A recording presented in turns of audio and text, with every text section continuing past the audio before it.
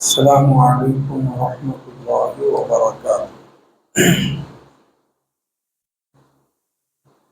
پیر طریقت عارف باللہ حضرت شاہ محمد کمال الرحمن صاحب نور اللہ مرقدہ کا لکھا ہوا نعتیہ کلام سماعت فرمائیں۔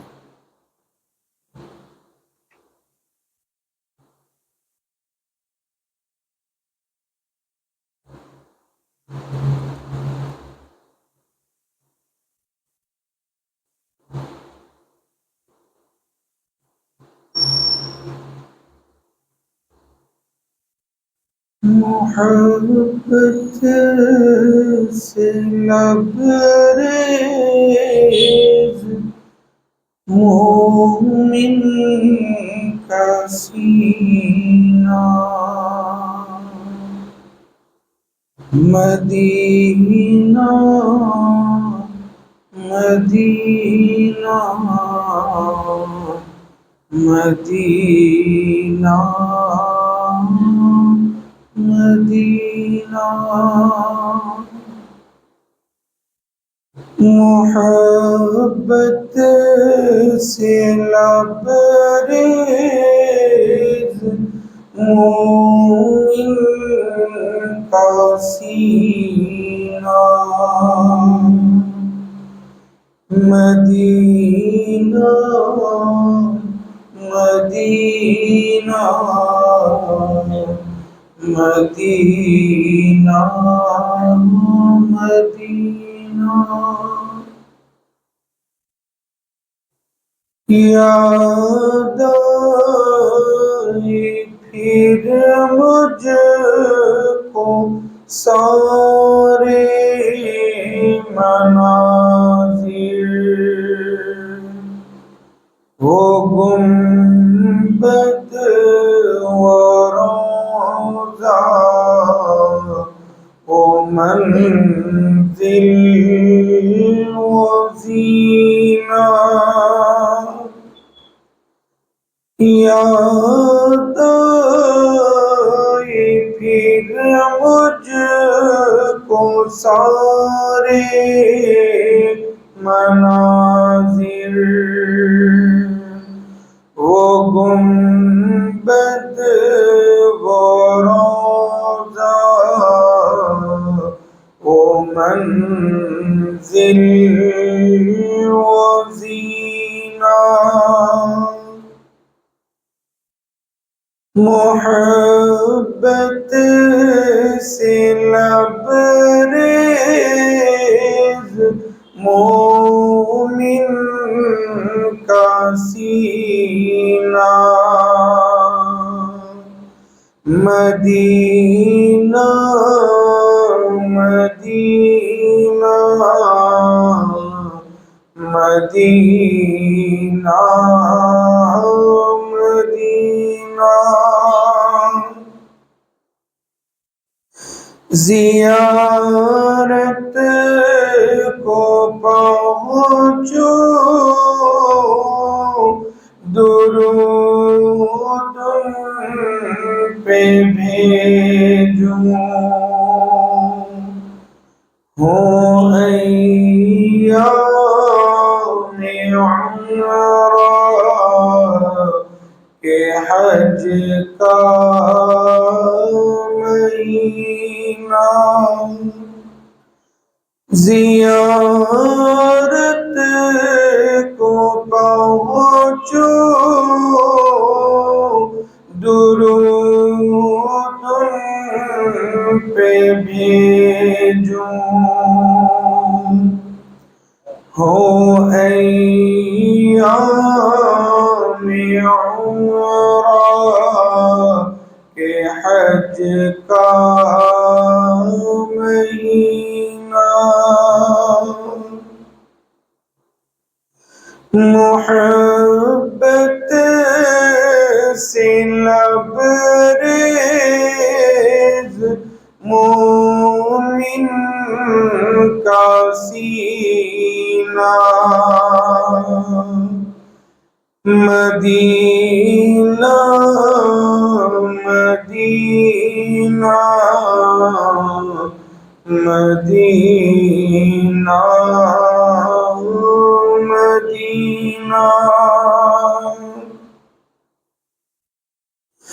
کمال اپنے آقا سے مربوط ہو جا وہ محبوب یزدان ہے حق کا خزینہ کمال اپنے آقا سے مربوط ہو جا وہ محبوب یزدان ہے حق کا خزینہ محبت سے لبریز مومن کا سینہ مدینہ مدینہ مدینہ مدینہ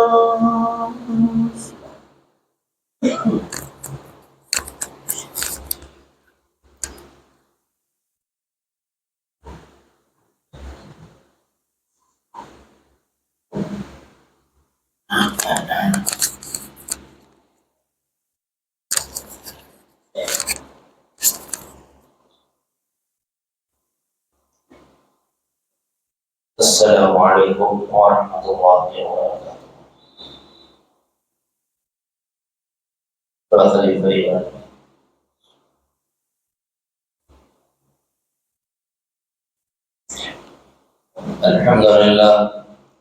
الحمد لله نحمده ونستعينه ونستغفره ونستهديه ونؤمن به ونتوب إليه ونتوكل عليه ونعوذ بالله من شرور أنفسنا ومن سيئات أعمالنا من يهده الله فلا مضل له ومن يضلله فلا هادي له ونشهد أن لا إله إلا الله وحده لا شريك له ونشهد أن سيدنا ونبينا ومولانا محمدا عبده ورسوله صلى الله عليه وعلى آله وأصحابه وبارك وسلم تسليما كثيرا أما بعد أعوذ بالله من الشيطان الرجيم بسم الله الرحمن الرحيم يا أيها الناس اتقوا ربكم الذي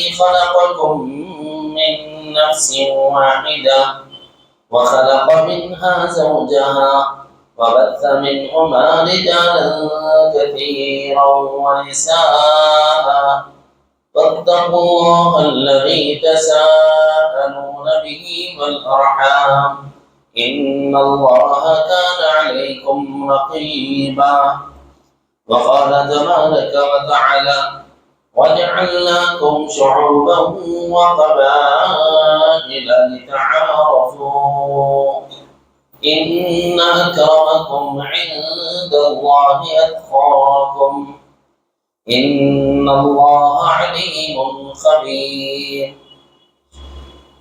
وقال الرسول صلى الله عليه وسلم يا أيها الناس ألا إن ربكم واحد وإن أباكم واحد ألا لا فضل لعربي على عجمي ولا لعجمي على عربي ولا لأحمر على أسود ولا أسود على أحمر إلا بالتقوى. وقال صلى الله عليه وسلم الناس بنو آدم وآدم من تراب أو كما قال صلى الله عليه وسلم. صدق الله العظيم وصدق رسوله النبي الكريم، ونحن على ذلك لمن الشاهدين والشاكرين، والحمد لله رب العالمين.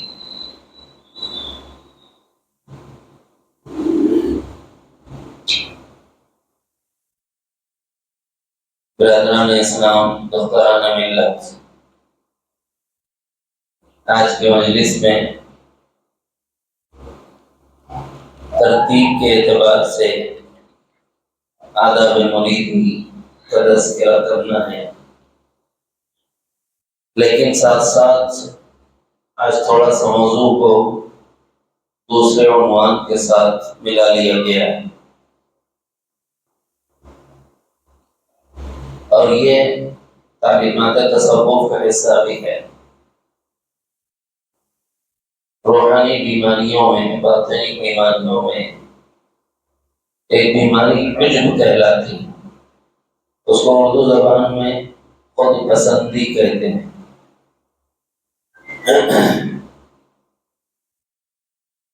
اس دنیا کی زندگی میں کچھ تو وہ لوگ ہیں جو عقائد کے اعتبار سے اپنے عقائد کو خراب کیے ہوئے، اور کچھ وہ ہیں جو عقائد میں تو اتنا بگاڑ نہیں رکھتے، لیکن درجے میں کسی نہ کسی درجے میں، کسی نہ کسی گوشے میں، ان کے اندرون میں وہ عیب اور عنصر پایا جاتا ہے، چونکہ یہ ایک روحانی بیماری ہے، اس سے نکلنا بھی ضروری ہے، یہ تعلیمات کا حصہ ہے، اس لیے بھی اس کو سنایا جا رہا ہے موضوع بنا کر۔ ساتھ ساتھ اس وقت میں ایک کام چل رہا ہے، وہ یہ کہ ہندوستانی مسلمانوں میں بالخصوص ریاست تلنگانہ کے جو لوگ ہیں، ان کا سروے چل رہا ہے، ان کی معلومات دی جا رہی ہیں۔ اس سلسلے میں پہلے واضح کر دوں کہ ایک عقیدہ، ایک نظریہ، باطل عقیدہ اور باطل نظریہ، اور ہمیں اس پیپر ورک میں کیا نظریہ رکھنا چاہیے، کرنا چاہیے کہ نہیں کرنا چاہیے، یہ تھوڑی سی رہبری یہ بھی ہو جائے گی، اور اپنا بیماری سے نکلنے کا سبب بھی ہو جائے گا۔ اس لیے دو موضوعات کو آج میں نے ضم کر دیا، اس لیے آج کی مجلس میں تفصیلی آداب میں سے صرف ایک ادب کو لیا ہے، اسی پر تھوڑی بات کروں گا، چونکہ جلدی ہی مجھے ایئرپورٹ بھی پہنچنا ہے، تو آج نہ مسافہ ہوگا کچھ کام کی وجہ سے، اپنی بات جلدی سے مکمل کر کے دعا کر لیتے ہیں ذکر کے بعد۔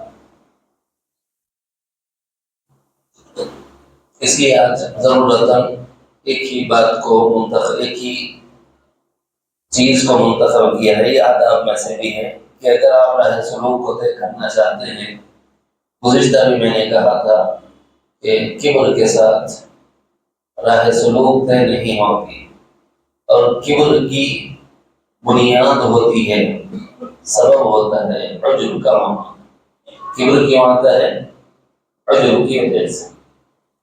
کبر کہتے ہیں دوسرے کے مقابلے میں اپنے کو اچھا سمجھنا، اپنے کو بڑا سمجھنا، اپنے کو برتر سمجھنا، اپنے کو بالا اور اعلیٰ سمجھنا۔ اسی طرح عجب ہے کہ اپنے کو اچھا سمجھنا، دوسرے کو حقیر جاننا، اور یہ دونوں عیب ایسے ہیں کہ اگر کسی انسان میں پائے جائیں تو اس کی روحانیت تو بہت دور کی بات ہے، اس کی جنت بھی خطرے میں ہے۔ کبر کے بارے میں پیارے آقا مدنی کریم صلی اللہ علیہ وسلم نے ارشاد فرمایا، جس کسی انسان کے دل میں رائی کے دانے کے برابر یا ذرے کے برابر بھی کبر کا عیب پایا جائے، وہ جنت کی خوشبو بھی نہیں سونگھ سکتا، جنت میں جانا تو دور کی بات ہے۔ ایک جگہ بات ہے، لفظوں میں ہے، حدیث میں لا يدخل الجنہ من كان في قلبه مثقال ذرة من كبر، یہ کہا ہے مثقال ذرة من خردل من كبر، رائی کے دانے کے برابر اور ذرے کے برابر.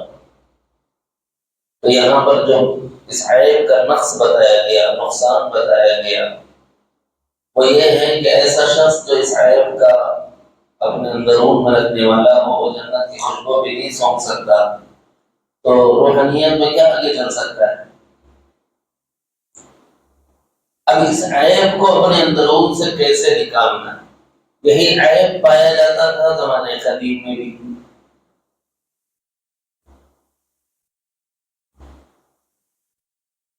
بعض اقوام وہ ہیں کہ جنہوں نے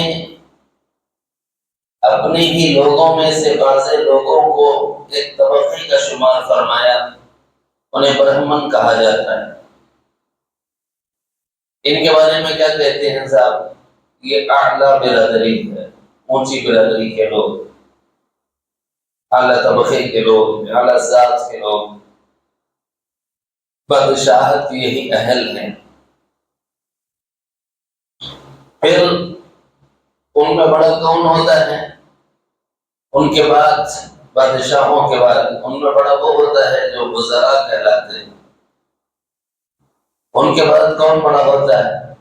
ان کے بعد وہ بڑا ہوتا ہے جو سپہ سالار کہلاتے ہیں. ان کے بعد کون بڑا ہوتا ہے؟ ان کے بعد امراء اور رؤساء، مالدار لوگ، یہ بڑے کہلاتے ہیں. ان کے بعد کون بڑا ہوتا ہے؟ سپاہی، یہ بڑے کہلاتے ہیں. فوج، یہ بڑی کہلاتی ہے.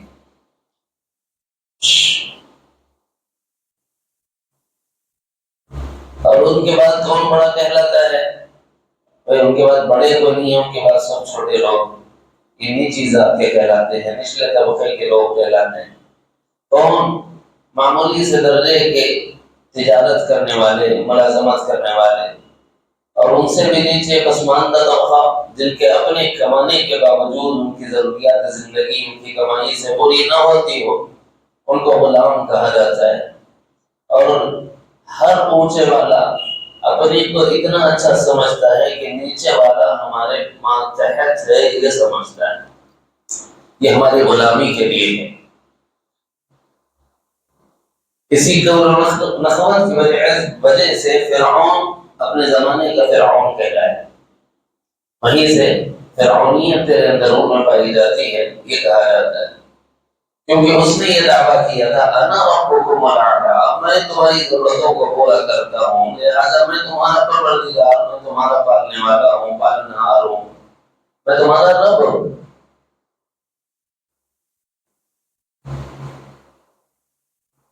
یہی عیب تھا جو فرعون کی ہلاکت کا سبب بنا. اسی کے باطن میں ایک عیب ان کے رؤساء میں سے، مالدار لوگوں میں سے، اگر یوں کہا جائے جیسے قارون کو لے لو کہ اللہ تعالیٰ نے بڑے اس کو خزانے عطا فرمائے اور اس مال کی وجہ سے بڑے لوگوں کی کیٹیگری میں شمار ہوتا ہے. تو ان بڑے لوگوں کی کیٹیگری میں جب شمار ہو رہا ہے تو نیچے درجے کے لوگوں کو حقیر جاننا اور اپنے کو سب سے اچھا سمجھنا، یہ بس اس کے اندرون میں پایا جاتا تھا. اگر کسی انسان میں یہ بس پایا جاتا ہے تو یہ قانونیت ہے، یہ فرمایا صوفیہ. عجب، خود پسندی، میں ہی اچھا. اور اس کے تانے بانے جا کے ملتے ہیں ابلیس سے. یاد کرو وہ وقت خود پروردگار عالم نے یاد دلایا ہے کہ جب اللہ رب العزت نے حضرت آدم علیہ السلام کی تخلیق فرمائی، تخلیق آدم کے بعد اللہ رب العزت نے حکم فرمایا اسجدوا لآدم فسجدوا الا ابلیس، سب نے سجدہ کیا مگر ابلیس نے سجدہ نہیں کیا. علت کیا بتائی؟ ابا واستکبر، وہ رک گیا اس لیے کہ وہ متکبر ہو گیا. یاد رکھیں علماء امت احادیث کی روشنی میں بات بیان فرماتے ہیں کہ کبر اللہ کو سزاوار ہے، بندے کے لیے عجز سزاوار ہے. کبر اللہ کے لیے زیبا ہے، عجز بندے کے لیے زیبا ہے۔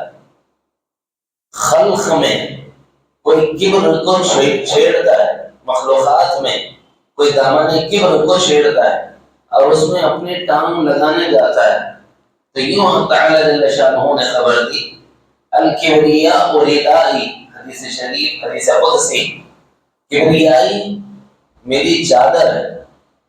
ایک جگہ ہے العظمت ازاری، عظمت میری ازار ہے۔ اب اگر تم اس کو چھیڑنے کی کوشش کرو گے، اس کو نوچنے کی کوشش کرو گے، تو اس کے نتیجے میں ہلاکت و بربادی کے سوا کچھ ہاتھ آنے والا نہیں ہے۔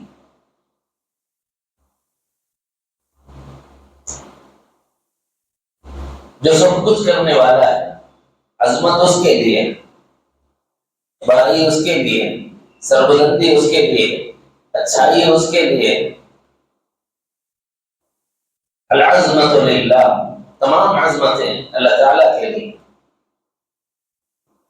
اسی لیے اللہ کی کبریائی بیان کرتے ہوئے محذرین کہتے ہیں اللہ اکبر، اللہ سب سے بڑے۔ نماز کی شروعات ہوگی اللہ اکبر، یعنی بندہ انتہائی عجز کا اظہار کرتے ہوئے، اظہار تذلل کرتے ہوئے، اپنی ذلت و خالی کا مظاہرہ کرتے ہوئے رب کی کبریائی کا اعلان کرتا ہے۔ اس لیے جب داخل نماز ہوتا ہے تو اپنے دونوں ہاتھ پیٹھ کے پیچھے تک اپنے کانوں تک اٹھاتا ہے، اس کا مطلب ہے میں نے سب کچھ یہاں تک کہ اپنا انا یہ بھی پیچھے ڈال دیا، اب بس کبریائی ہے تو اللہ رب العالمین کی۔ یہ شعور استحضار ہوتا ہے۔ ہاتھ کیوں اٹھاتے ہیں ہم تک، پھر یوں لے کر پیچھے سے سامنے لا کر ہاتھ کیوں باندھتے ہیں؟ ہر چیز میں کوئی نہ کوئی حکمت ہے۔ فرمایا کہ پوری دنیا کو قطع کر رہا ہوں، چھوڑ رہا ہوں، یہاں تک کہ اپنی انا کو بھی اوپر سے پشت ڈال رہا ہوں اور اللہ ہی کی کبریائی کا اعلان کر رہا ہوں، اسی کے آگے اظہار تذلل کر رہا ہوں، اپنی عاجزی کا اظہار کر رہا ہوں۔ یہ بندہ اللہ اکبر کے کلمات میں کہتا ہے، لیکن بعض لوگوں نے خود کو بڑا بنا لیا اور دوسروں کو چھوٹا بنا لیا۔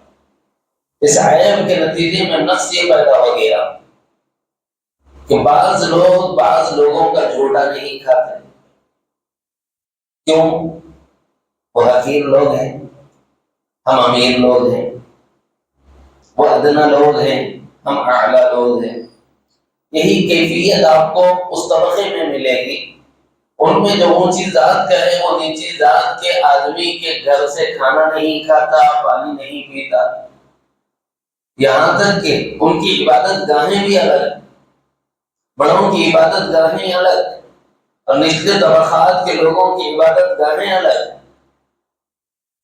اللہ رب العالمین نے پیارے آقا مدنی کریم صلی اللہ علیہ وسلم کو مبعوث فرمایا ان تمام تر جاہلانہ رسوم سے نکالنے کے لیے، افضل و مفضول کے جھگڑوں سے ہٹانے کے لیے، یہ بتلانے کے لیے کہ انسانیت ایک چیز ہے، اگر یہ تمہارے اندرون میں نہیں رہی تو پھر تم کسی درجے میں کامیاب نہیں ہو سکتے۔ اسی لیے ہمارے شیخ حضرت شاہ صوفی غلام محمد صاحب رحمۃ اللہ علیہ نے اپنی ایک اصلاحی نظم میں یہ ارشاد فرمایا ہے،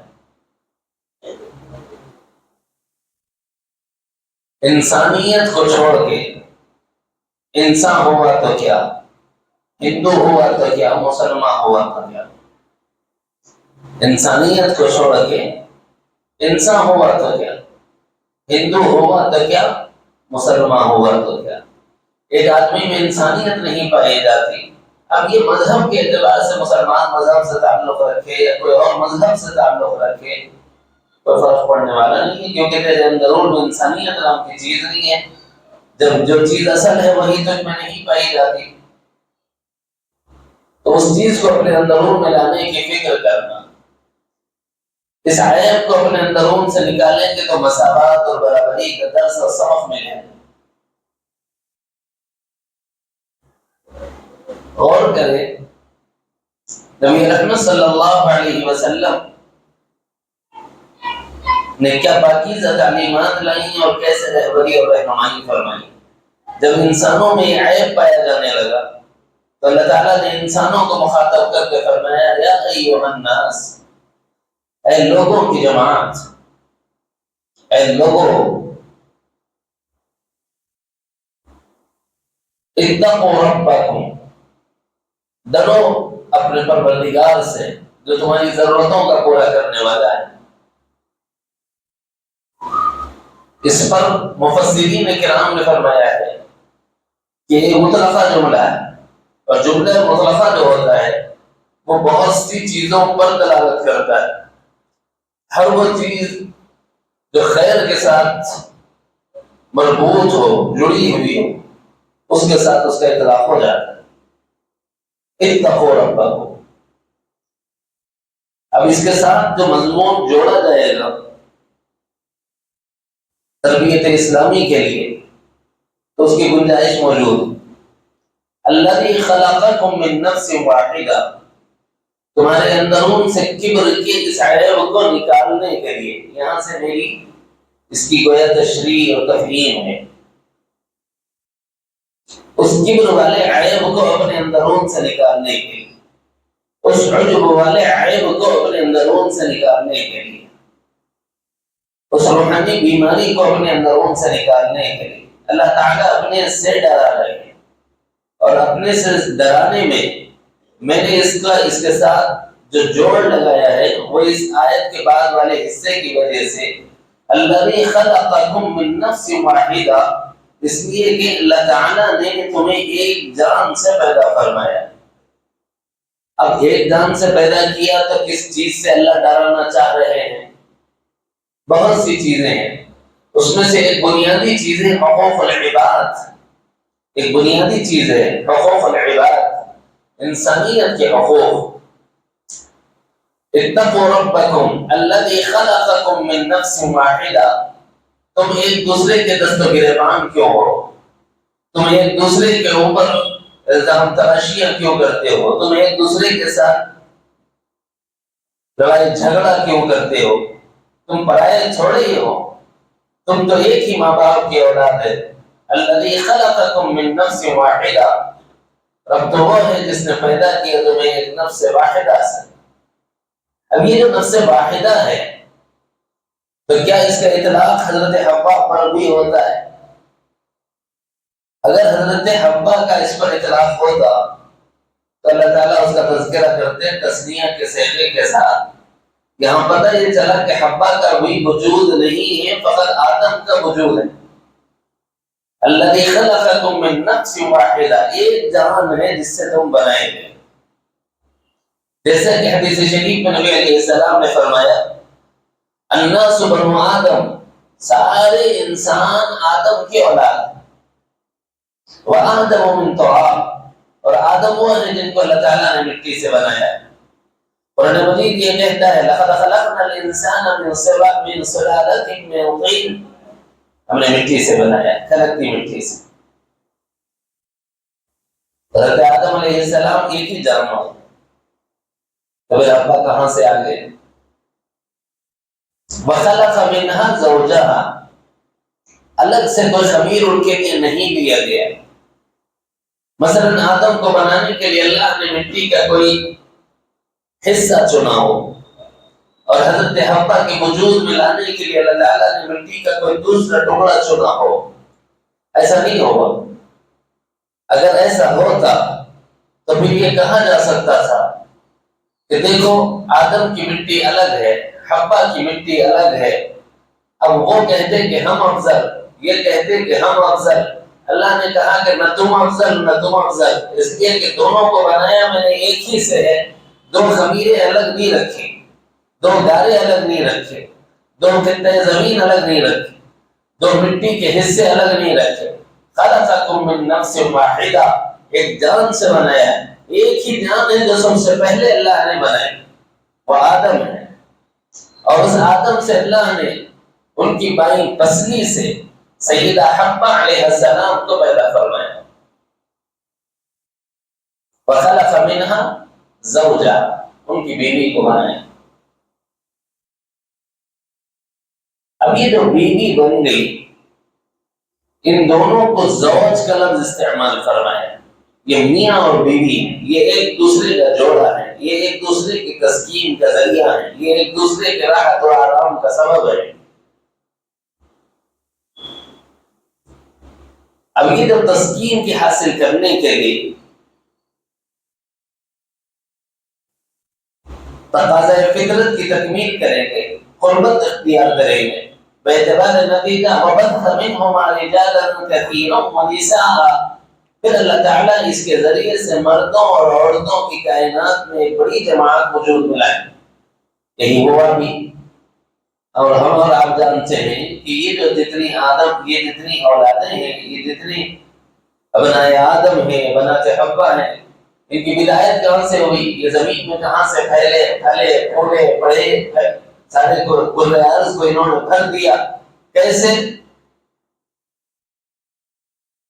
ایک دوسرے کے زوج بننے کے ذریعے سے، میاں بیوی بننے کے ذریعے سے، حق ادا کرنے کے ذریعے سے۔ وَبَثَّ مِنْهُمَا رِجَالًا كَثِيرًا وَنِسَاءً، اب یہ جو کافرانہ عقیدہ تھا اللہ تعالیٰ نے اس کو توڑ دیا۔ کیا کہہ کر؟ تم یہ کہتے ہو کہ سامنے والا افضل نہیں، تم افضل ہو، تو افضل ہونے کے لیے اپنا باپ کا پتہ بتاؤ، افضل ہونے کے لیے اپنی ماں کا پتہ بتاؤ، جہاں تک جا سکتے ہو جاؤ، جو تحقیق لا سکتے ہو لاؤ۔ خلاصہ یہی نکلے گا، چاہے تم کسی مذہب کے ماننے والے ہو، کہ تم سب کے ابا کا نام آدم ہے اور تمہاری امی کا نام حوا ہے، خلاصہ یہ نکلے گا کسی بھی مذہب کے رہو۔ جب آدم و حوا ایک ہی ماں باپ ہیں، تو پھر ایک ہی ماں باپ کی اولاد میں ایک افضل دوسرا مفضول کیسے ہو جائے گا؟ ایک اعلیٰ ایک ادنا کیسے ہو جائے گا؟ ایک بڑا اور ایک چھوٹا کیسا ہو جائے گا؟ یہ سبق دیا جا رہا ہے، اتقوا ربکم، اس معاملے میں مت پڑو، اللہ سے ڈرو، اس سے حق تلفی ہوگی۔ ایک آدمی دوسرے آدمی پر ظالم بن جائے گا، کسی اور پر تو ظالم نہیں بن رہا، تو اپنے ہی بھائی پر ظالم بن رہا۔ اگر عورت دوسری عورت پر ظلم کرتی ہے تو ایک بہن اپنی ہی دوسری بہن پر ظلم کرتی ہے، یہ حق تلفی ہے، ناجائز ہے۔ کہ تم نے کیسے سمجھ لیا کہ ہم اعلیٰ ہونے کے لیے پھر اپنا خمیر الگ بتائیے، ذرا ادنا ہونے کے لیے سامنے والے کا خمیر جدا گانا بتائیے، نہیں بتایا جا سکتا۔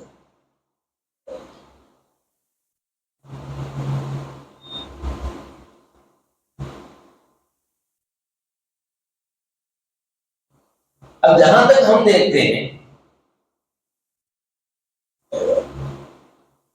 کہ انسان کچھ لوگوں سے بڑے ہوتے ہیں، صورت ظاہر میں ایسا لگتا ہے۔ مثلا آپ قرآن ہی سے لے لو، کوئی اگر سمجھانا چاہے اور غلط فہمی پیدا کرنا چاہے تو آیت کو بطور دلیل پیش کر سکتا ہے۔ وہ یوں کہے گا کہ دیکھو الرجال قوامون علی النساء، مردوں کو اللہ تعالیٰ نے عورتوں پر برتری اور فوقیت عطا فرمائی، فضیلت عطا فرما دی، تو پھر ادنا اور اعلیٰ ہو گئے نا۔ یہ زمانے میں کچھ کافروں کو چند آیت کے ترجمے لوگوں نے سکھا دیے، تو امت مسلمہ میں فتنہ پیدا کرنے کے لیے وہ لوگ اس طرح کی آیات کو سنا کر بھولے بھالے مسلمانوں کو ورغلاتے ہیں کہ دیکھو تم تو ہم کو بولتے ہو ہم اونچی ذات اور نیچی ذات کرتے ہیں، تم بھی تو اونچی ذات اور نیچی ذات کرتے ہو، تمہارا مرد اور عورت دونوں برابر نہیں۔ ظاہر یہ بات،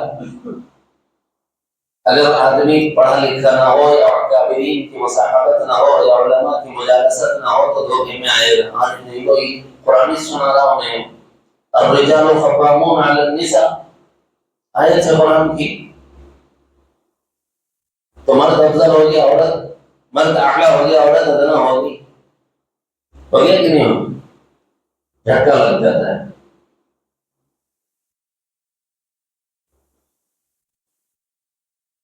اللہ تعالیٰ نے قرآن مجید میں فرمایا ہے یہ ادنا اور اعلیٰ نہیں، یا ایھا الناس اتقوا ربکم، اس غلط فہمی سے نکلو، ڈرو اللہ سے، دھوکہ نہ دو، دھوکے میں نہ پڑو۔ الذی خلقکم من نفس واحدہ، تم ایک جان سے بنائے گئے ہو اور تمہارا جوڑا اسی جان سے نکالا گیا ہے۔ وخلق منها زوجہا، پھر تم جو وجود میں آئے ہو یا تمہاری جو نسلیں وجود میں آئیں گی یہی جوڑوں کے ملنے سے ہے، نکاح کے ذریعے سے ہے۔ وبث منہما رجالا کثیرا ونساء، یہاں افضلیت نہیں۔ تو الرجال قوامون علی النساء کا مطلب کیا ہے؟ مطلب یہ ہے کہ مرد کو اللہ تعالیٰ نے ذمہ داری دی عورت کا خرچ اٹھانے کی۔ نمبر 1 مہر یہ دیتا ہے، کھانا یہ کھلاتا ہے، اسباب کے درجے میں اصل رب تو اللہ ہے، مسبب اللہ ہے، سبب کے درجے میں شوہر مہر ادا کرتا ہے، کھانا کھلاتا ہے، کپڑا دیتا ہے، جی رہنے کو مکان دیتا ہے، بیماری میں دوا دلاتا ہے، اولاد ہوتی ہے تو اس پر خرچ کرتا ہے، جی اور اولاد کی بیماری میں اس پر خرچ کرتا ہے، اس کی تعلیم میں اس پر خرچ کرتا ہے، اور ان پر خرچ کرنے کے ساتھ ساتھ اس کا خرچ نہیں روکتا، اس کا نفقہ نہیں روکتا۔ تو اس مال کے خرچ کرنے کی وجہ سے جس کا خرچ ہو رہا ہے اس کو حاکم بنایا جاتا ہے، جس کا لگ رہا نا اس کو حاکم بنایا جاتا ہے۔ اس ساری کائنات میں کس کا کیا لگا ہوا ہے؟ کسی کا کچھ نہیں لگا، بس لگا اللہ ہی کا ہے، جو ہے کس کا ہے؟ اللہ کا ہے۔ اسی لیے اللہ کیا ہے؟ احکم الحاکمین۔ کیوں؟ اس لیے کہ وہ رب العالمین ہے، سارے انسانوں پر اس کا لگا ہے، اس لیے اس کا حکم چلے گا۔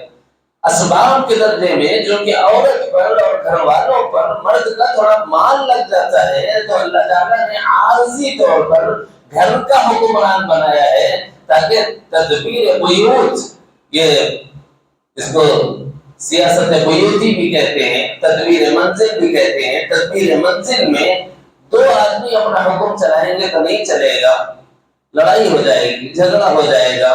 لہذا گھر کے نظام کو قابو میں رکھنے کے لیے تدبیر منزل کا جو ذمہ دار بنایا گیا ہے، مال کے خرچ کرنے والے کو بنایا گیا ہے۔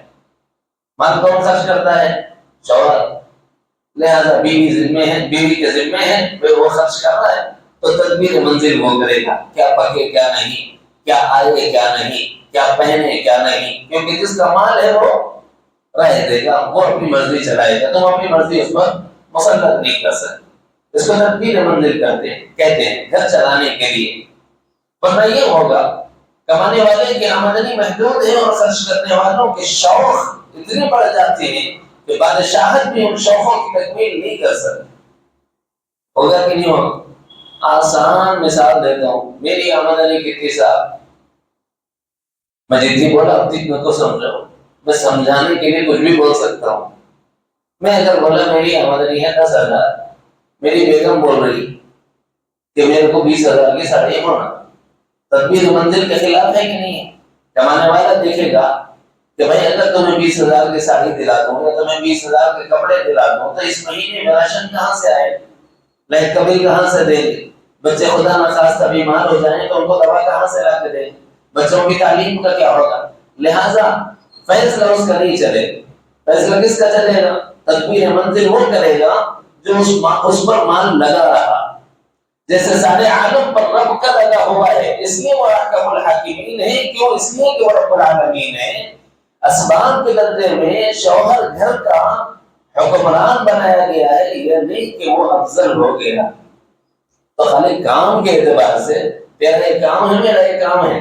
اب رجال قوامون علی النساء کا مطلب یہ ہے، غلط بتانے والے غلط بتا دیے تو یہ جھگڑا شروع ہو سکتا ہے کہ دیکھو ہندوؤں میں ہی یہ بات نہیں ہے کہ برہمن اعلیٰ ذات کے ہیں اور شودر جی اس سے نیچے ملیچ یہ نچلے درجے اور نچلے طبقات کے لوگ ہیں۔ مسلمانوں میں بھی یہ پایا جاتا ہے، ہر طبقے میں ہے نہیں۔ مسلمانوں کے بارے میں اس غلط فہمی سے نکلو کہ مسلمانوں میں یہ بات پائی جاتی ہے، ہرگز نہیں۔ اگر کوئی کہتا ہے تو وہ مکار ہے، دھوکہ دے رہا۔ مسلمانوں میں مرد بھی برابر ہے اور عورت بھی۔ دلیل جو صاحب بغیر دلیل کی کوئی بات قابل قبول نہیں، ٹھیک ہے؟ قرآن مجید کھولیں، اللہ رب العالمین اپنے اسی کلام میں ارشاد فرماتے ہیں ان المسلمین والمسلمات والمؤمنین والمؤمنات والقانتین والقانتات، یہ پوری آیت پڑھی، والصادقين والصادقات والصابرين والصابرات والخاشعين والخاشعات والمتصدقين والمتصدقات والصائمين والصائمات والحافظين فروجهم والحافظات والذاكرين الله كثيرا والذاكرات. صحابیہ ہیں نبی رحمت صلی اللہ علیہ وسلم کی خدمت اقدس میں اور عرض کرنے لگی کہ یا رسول اللہ صلی اللہ علیہ وسلم یہ اونچ نیچ کا مسئلہ تو اپنے پاس بھی دکھ رہا ہے. کیا مطلب ہے؟ مطلب یہ ہے کہ مردوں کا تذکرہ تو بار بار اللہ قرآن مجید میں فرماتے ہیں، عورتوں کا کہیں ذکر نہیں، بہت کم خال کہیں کہیں کسی عورت کا ذکر ہے، اصلاح اور تربیت کے عناوین میں ہے.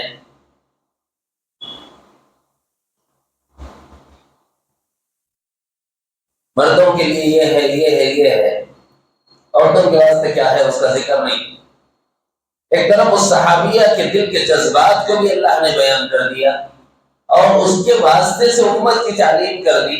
کس نے کہہ دیا کہ تم چھوٹے ہو اور مرد بڑے ہیں، تم ادنا ہو وہ اعلیٰ ہیں؟ ایسا نہیں ہے بھائیو. جیسے ہمارے حقوق ہیں اور اس پر ہمارے لیے جو اجور ہیں وہی اللہ تعالیٰ نے ان کے حقوق بتائے، وہی ان کے لیے اجور بتائے.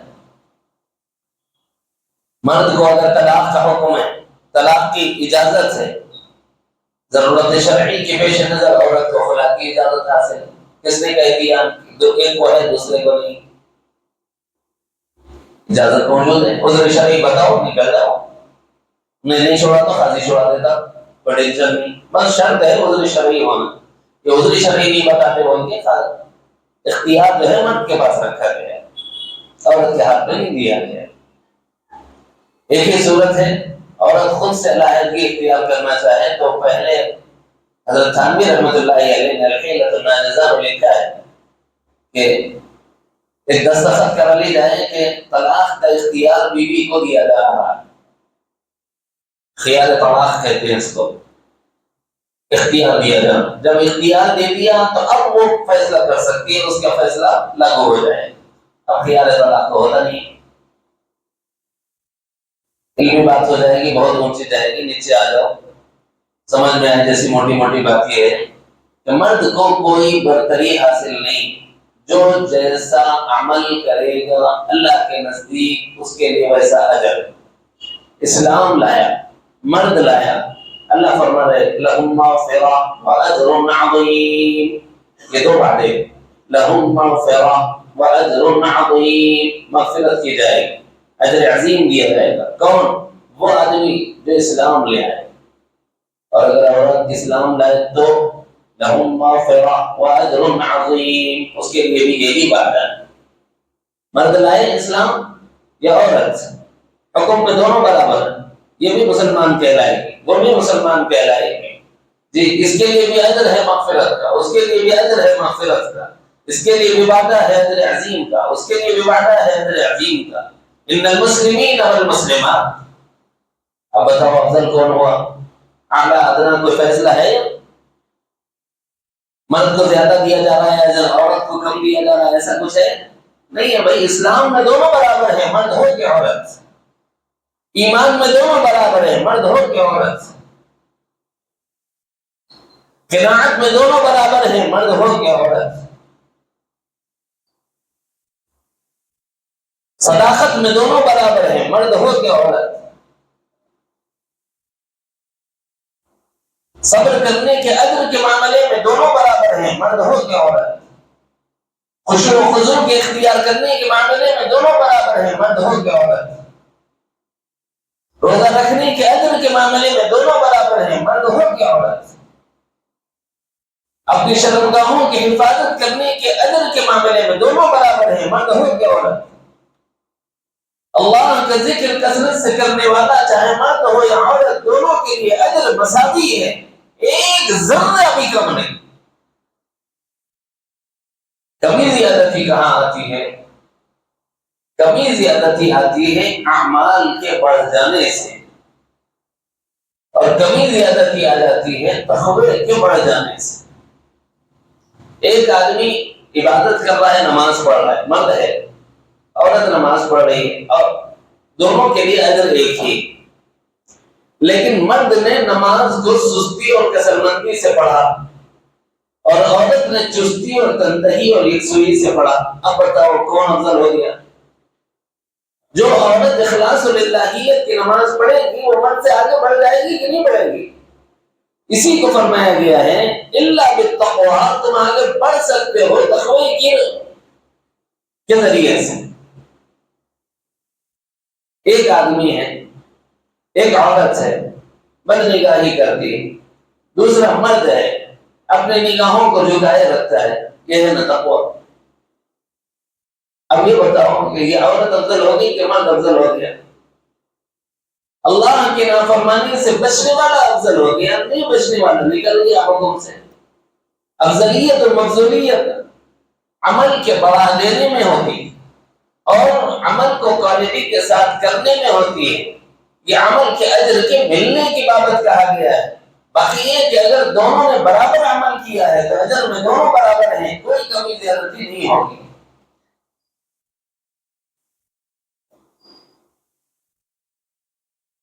یہ چیز اتنی عیبدار ہے کہ آج سپر پاورز، وہ ممالک جن کے بارے میں یہ کہا جاتا ہے کہ یہ ترقی یافتہ ممالک، وہ ممالک جن کے بارے میں یہ کہا جاتا ہے کہ انہوں نے آلات ہلاکت کی ایجاد کر لی، یعنی بڑے بڑے میزائل بنا لیے، بم بنا لیے، توپ بنا لیے، اپنی کرنسی کو ایک مقام پر لے جا کر انہوں نے رکھا، اس کی وجہ سے تمام ممالک میں وہ فوقیت رکھتے ہیں، برتری رکھتے ہیں۔ ایسے ممالک میں بھی جھگڑا ہے، گورا کالے کو پسند نہیں کرتا، کالا گورے کو پسند نہیں کرتا۔ کیوں نہیں کرتا سر؟ جھگڑے ہیں، نیوز آپ لوگ سب دیکھتے رہتے ہوں گے یا پڑھتے رہتے ہوں گے، یہ بات معافی نہیں۔ امریکن میں کالے امریکن الگ ہیں، گورے امریکن الگ ہیں۔ جب ان میں جھگڑا ہوا ہے تو جانے گئی،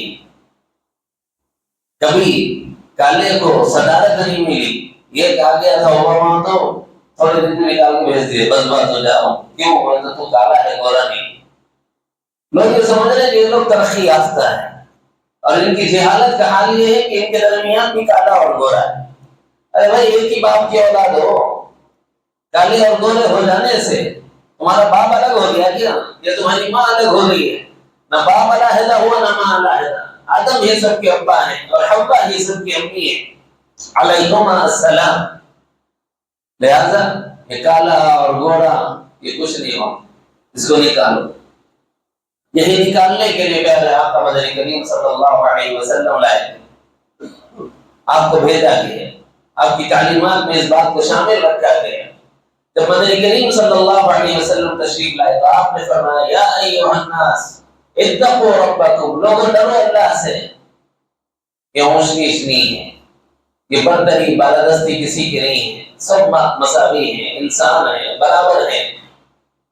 ورنہ تو عورت کو جینے کا حق حاصل نہیں تھا، ادھر بچے پیدا ہوئے، ادھر اس کا زندہ دفن کر دینے کا انتظام ہو گیا، ایسے حالات، ادھر عورت بیوہ ہو گئی اور جی شوہر کا انتقال ہو گیا، ادھر خود اس کا سگا بھائی یعنی اس کا جو جیٹھ ہے، اس کا جو دیور ہے، وہ آتا اور عورت پر قبضہ کر لیتا اور اس کے مال پر قبضہ کرتا اور یہ کہتا کہ یہ گھر اور یہ گھر کے رہنے والے میرے بھائی کی ملکیت تھے، میرا بھائی فوت ہو گیا تو اب میں اس کا مالک ہوں، لہذا اپنی ہی بھاوچ کے ساتھ اس کا جو سلوک ہوتا وہ غلامانہ ہوتا، وہ باغیوں کی طرح اس کو اپنے پاس رکھا کرتا۔ یہ اسلام ہے، تب اللہ تعالیٰ نے فرمایا تم اس کی اجازت نہیں۔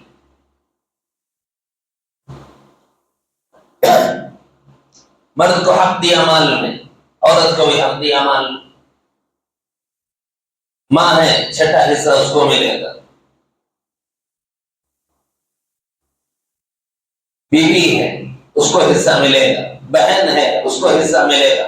پہلے کون دیتا ہے؟ یہ اسلام آیا تب میں یہ ملا ہے، یہ مساوات قائم ہے۔ یہی وجہ ہے کہ اہل اسلام کے نزدیک ایک عجیب بات ہے، دیکھو فرق یہاں سمجھ آئے، ایک مندر ہے، میں پڑھ کے سنا رہا ہوں، اخبار میں رپورٹ آئی، اس ملک کا صدر جمہوریہ جو بنایا جاتا ہے سب کی نظر میں وہ عزت والا ہے، معتبر ہے نا، چاہے وہ مرد ہو یا عورت، لیکن صدر جمہوریہ جب ایک مندر میں جائے تو اس سے یہ کہا جاتا ہے کہ آپ اس مندر میں قدم نہیں رکھ سکتے، یہاں تک کہ جتنی سیڑھیاں چڑھ کر وہ جاتی ہے اتنی سیڑھیاں دھوئی جاتی، کیوں؟ اس لیے کہ تم ہماری برادری کے نہیں ہوں گے تم صدر جمہوریہ، لیکن اس مندر میں نہیں آ سکتے۔ اب ایک مسلمان ہے، یہ بیت اللہ جاتا ہے، طواف کرنے کا اس کا عزم اور ارادہ ہے، مطاف میں ہے، اب مجھے بتاؤ کوئی اس مطاف میں طواف کرنے والی حالت میں بتا سکتا ہے کہ اس میں بادشاہ کون اور وزیر کون؟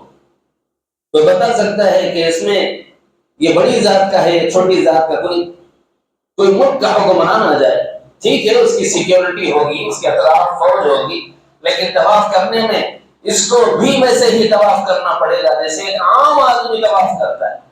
اس کو بھی اگر اپنے بغل کے نیچے سے کپڑا نکالنا ہے تو بغل کے نیچے سے کپڑا نکالنا پڑے گا۔ ایک عام آدمی اگر 2 چادروں میں طواف کر رہا ہے تو اسے بھی 2 چادروں میں طواف کرنا پڑے گا۔ نہیں میں پریزیڈنٹ ہوں، میں ملک کا حکمران ہوں، میں بادشاہ وقت ہوں، میرے ماتحت اتنے ہوں، جی اتنی سلطنت ہے، لہذا میں کپڑے بدل کے آؤں گا طواف کے لیے، تو اس کا طواف معتبر ہے؟ معتبر ہے؟ کیا بولے ذرا والا یہاں نہیں چلے گی یہ تمہاری دال، یہاں تو آپ کو وہی لباس میں آنا ہوگا جو لباس ایک فقیر پہن کے آتا ہے، یہاں فقیرانہ اور عاجزانہ آؤ گے قبول کیا جائے گا، لیکن اگر یہاں متکبرانہ آؤ گے تو اللہ تعالیٰ نے فرعونوں کو ڈبویا ہے اور بتایا ہے کہ ہمارے یہاں تکبر ہماری ردا اور چادر ہے، اور اس میں جب تم چھید کرتے ہو تو پھر اس کے بعد صرف اللہ سے اعلان جنگ۔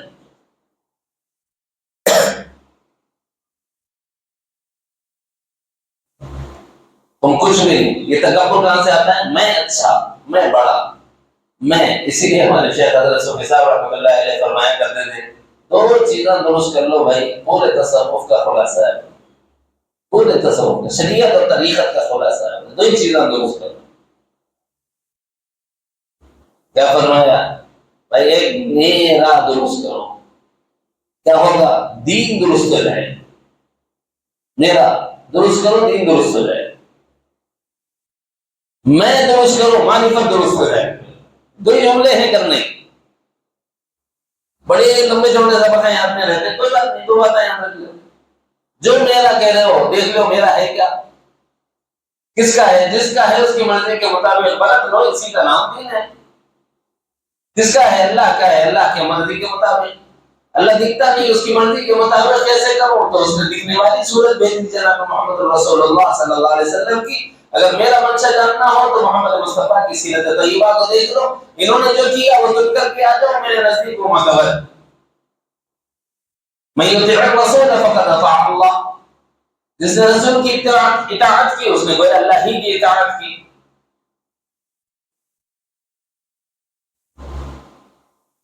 اب یہاں پر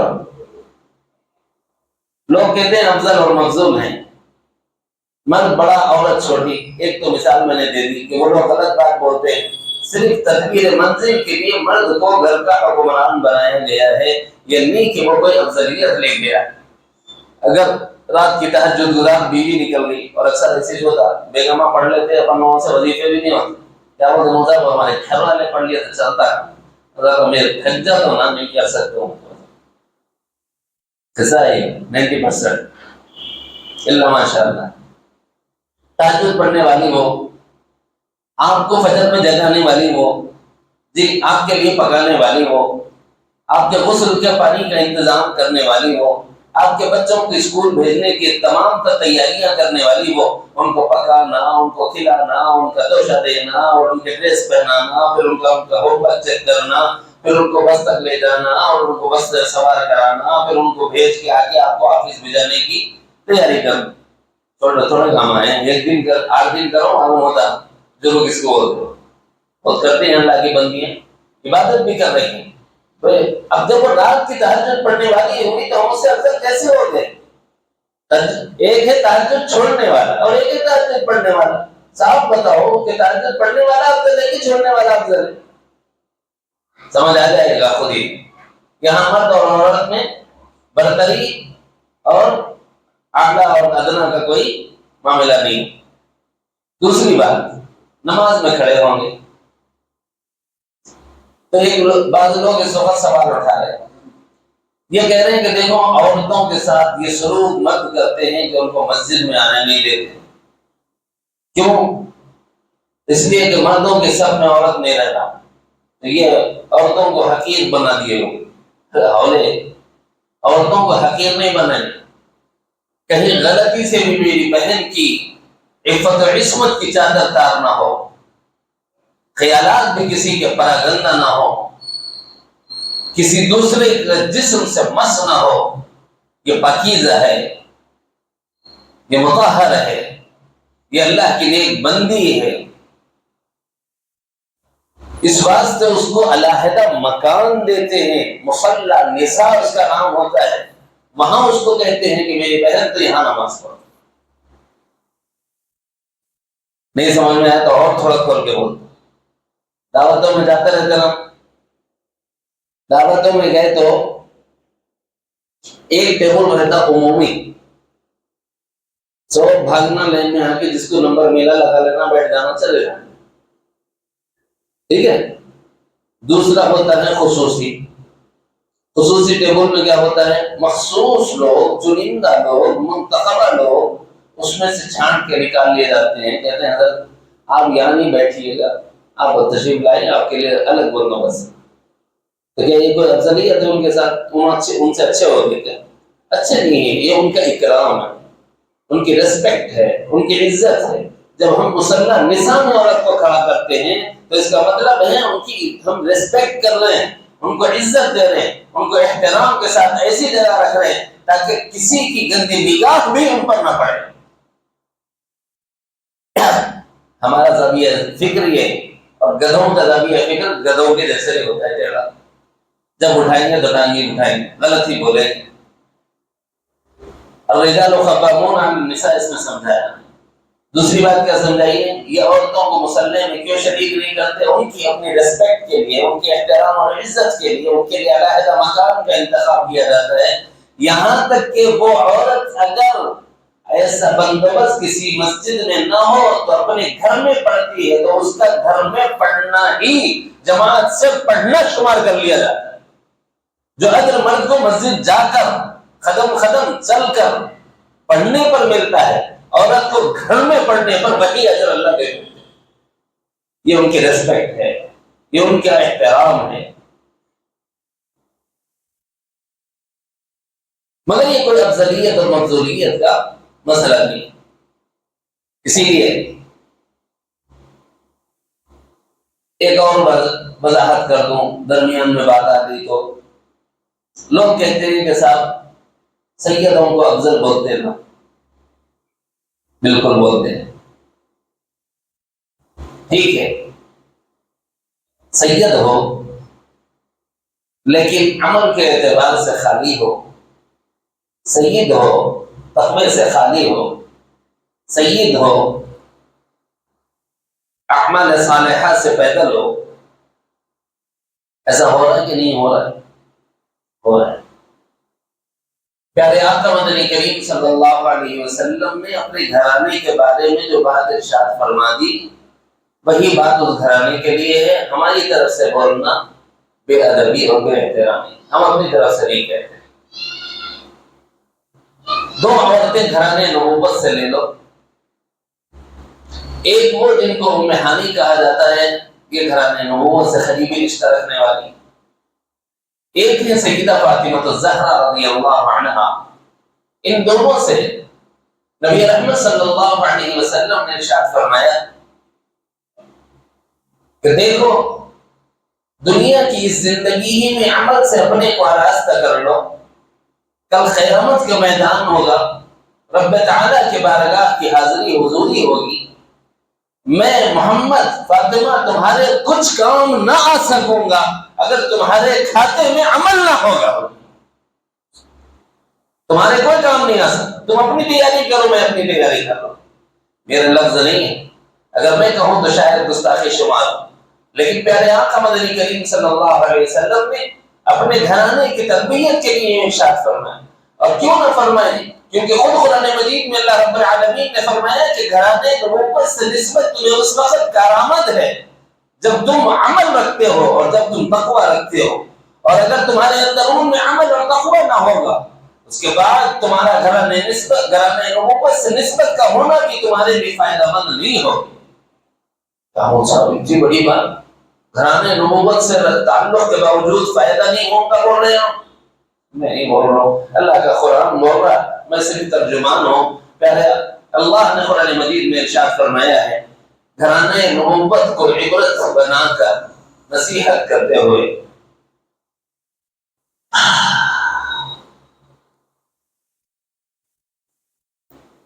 اللہ تعالیٰ نے گھرانے نبوت کی عورتوں کی رہبری کے لیے فرمایا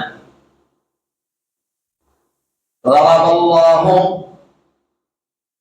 مثلا للذین کفروا امرأة نوح وامرأة لوط كانتا تحت عبدين من عبادنا صالحين فخانتاهما فلم يغنيا عنهما من الله شيئا وقيل ادخلا النار مع الداخلين۔ کیا فرمایا اللہ نے؟ اللہ مثال دیتا ہے سمجھنے کے لیے، وضرب اللہ، ضرب کہتے ہیں مثال دینے، ضربہ ماننے کے لیے بھی بولا جاتا ہے، ضربہ مثال ماننے کے لیے بھی بولا جاتا ہے، مثال دینا سمجھانا۔ اللہ نے کس کی مثال دی؟ ان کی مثال، مثلا للذین کفروا، جن لوگوں نے کفر کی روش کو اختیار کیا۔ کون تھے وہ؟ ان کا تعلق گھرانے نبوت سے تھا، اس آیت میں ہے امرأۃ نوح، نوح کی بیوی تھی۔ نوح کون؟ اول الرسل علیہ السلام، وہ جن کے لیے اللہ تعالیٰ نے کشتی نوح بنائی گئی اللہ کے حکم سے، وہ جن کو معجزانہ شان عطا فرمائی، سارا کا سارا عالم ختم، یہ آدم ثانی کہلائے، صرف وہ لوگ جو ان کی کشتی میں سوار تھے بچا لیے۔ ان کے بارے میں اور ایک بات آگے آئے گی، اس وقت مجھے جو بتانا ہے وہ عورتوں سے متعلق ہے۔ کفر امرأۃ نوح وامرأۃ لوط، ایک دوسرے پیغمبر ہیں جو بھیجے تھے، رشتے کے اعتبار سے بتیجے حضرت ابراہیم علیہ السلام کے،